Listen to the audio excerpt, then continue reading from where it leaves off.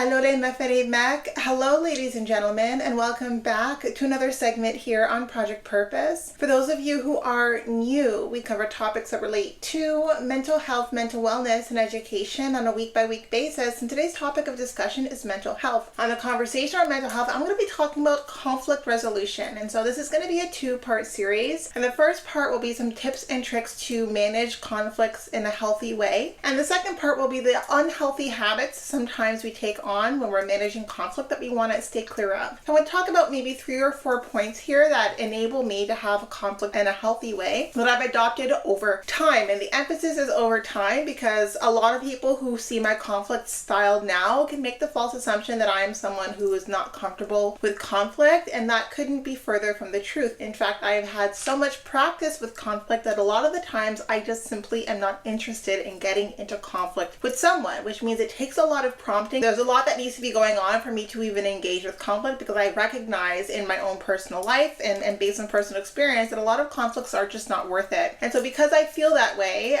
about conflict, I'm very mindful and very intentional about how I manage conflict, about what conflicts I personally will engage in, and about when or why I will engage in a specific conflict. And so with that in mind, I'm going to talk a little bit about my do's and don'ts around conflict, focusing more so on the healthy habits that I've taken on when I engage in conflict. So the first thing first is conflict for me is something that is managed based on my relationship with the person in front of me. If I do not have a relationship with the person in front of me, 9.5 times out of 10, we're not going to have a conflict. I'm not going to engage. I used to engage in other people's conflicts all the time. Like, I was the person who would get mixed up into drama, whether it concerned me or not, because it was someone that I knew, because it was someone that I cared about. And while I will still be supportive, I used to be that person who would always get into the thick of it all the time. And it really didn't matter like how much I knew the person or how close we were together. Like, I was just going to fight everyone's fight. Like, I was just always itching and ready for a fight. And so I've learned now that unless I have a personal relationship with someone, unless there is something that we're hoping to salvage, if there's something that we're hoping to resolve or a move forward that involves the both of us, there's just no need to engage in conflict. And so this first step is just deciding to engage or not. And so for me, relationship is very important. If I have a relationship with someone, if I want to build a relationship with someone, whether that's for friendship or in a professional manner, then I will absolutely engage in that conflict with a focus on resolution. And my conflict barometer is always with the intention of resolution. I'm never going to engage in a conflict just to blow off steam. That is not my personality, and I don't find that to be enjoyable. I will only engage in conflict if the point of the difficult conversation is going to enable us to move forward in peace and harmony. And sometimes you need to have those difficult conversations to move forward in peace and harmony. But also I recognize there's a lot of things that like upset me, that triggered me, or that hurt me, that I don't need to have a conversation with someone else about. Like, I can give myself that closure. So it's not always the case that you're going to find me talking out my feelings. I could talk about whether it was harmful if someone said something that I found wasn't necessarily super constructive, but I don't necessarily need to hash it out and talk about all of the feelings that I have. I can typically find closure with my feelings on my own. And so I think pulling out the conversation that comes with conflict resolution from me, I think I like to keep it at a minimal. I don't like to engage overly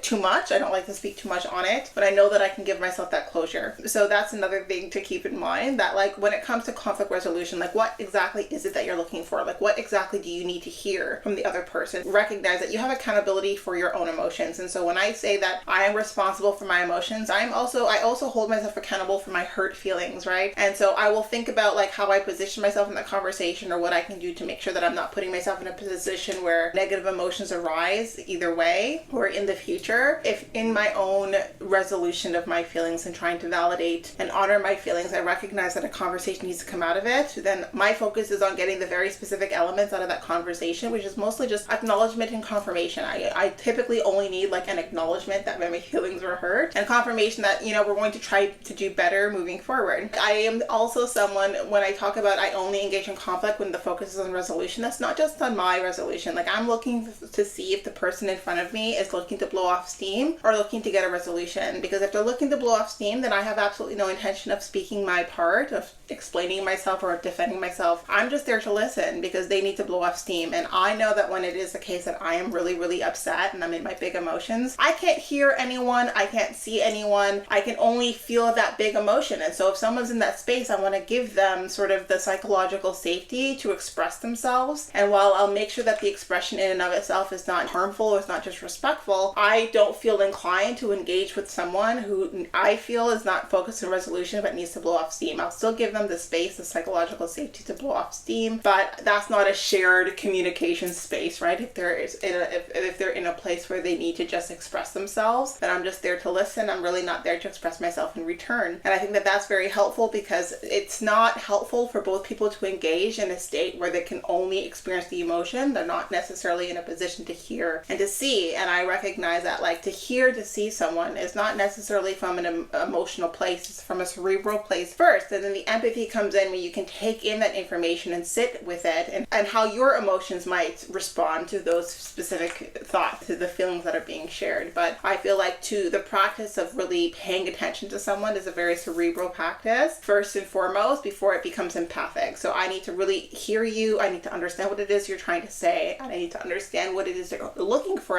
from me. And for me to do that work, I need to be in a cerebral state. I can't do that while I'm also feeling big emotions and feeling emotional. So when you think about the person who needs to express themselves to you, who is expressing high levels of emotionality, I think it's still important to have boundaries. Blowing off steam for me, where I will create the psychological safety for someone to do it. I mean, you can be elevated, like you can be emotional, but you can't be disrespectful. You can't be throwing insults and being critical. I mean, those things are not helpful to you or to me. Like, you can't be spewing venom. But if you're just expressing your feelings, then like, I'm here to hear you, but I'm not here to have an exchange with you. Like, when you're ready to hear my side of things, then I will have that conversation with you, but not before. Another note when it comes to what I feel are adaptive conflict resolution styles is figuring out, like, how best do you move forward. And I find that I am ready to engage in conflict when I can pick from several options. So I believe in the silver platter approach. If I only have one way that I want to respond, I know that I'm very emotional still, and I like to respond with conflict with a very cool head. So I want to think to myself, okay, well, this is the situation present in front of me. It's a bit of a hostile situation. It's a bit of a prickly, tricky situation. How do I make sure first that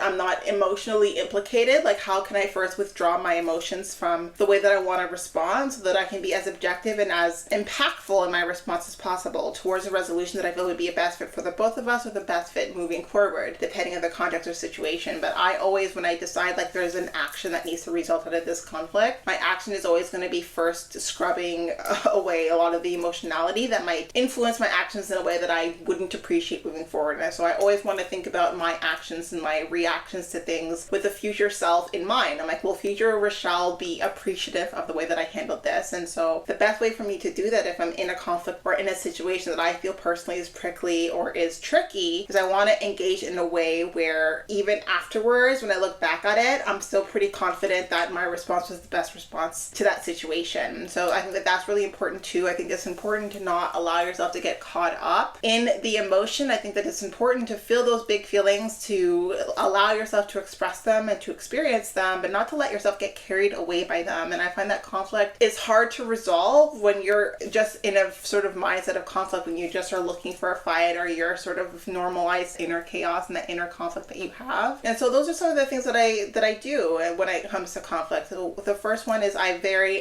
very selective in the kind of conflicts that I engage in. Like, unless we have that personal relationship, chances are, like, if you're a stranger in the street trying to pick a fight with me, like, you're not going to be successful. But if we do have a relationship or rapport, and as a way of protecting that relationship and rapport, we have to have difficult conversations, and I'm happy to have those difficult conversations. But if I do feel that you're emotional and that you're not in a headspace where you're ready to listen or to hear me, then I'm just there to kind of be the person in front of you while you blow off steam, so long as it's being blown off in a respectful and a mindful way. Like, I'm happy to let you express yourself. But as for me, as myself, when it comes to my own level of expression and my own degree of disclosure, I typically will leave it at, like, what do I need to feel better? And that typically is just saying enough to get the acknowledgement and the confirmation of my feelings, and then everything else I typically will sort independently. I will sort and figure out on my own. It's not like a shared exercise, because I hold myself accountable for my big feelings. And last but not least, the last point that I with Nathan I was talking about was around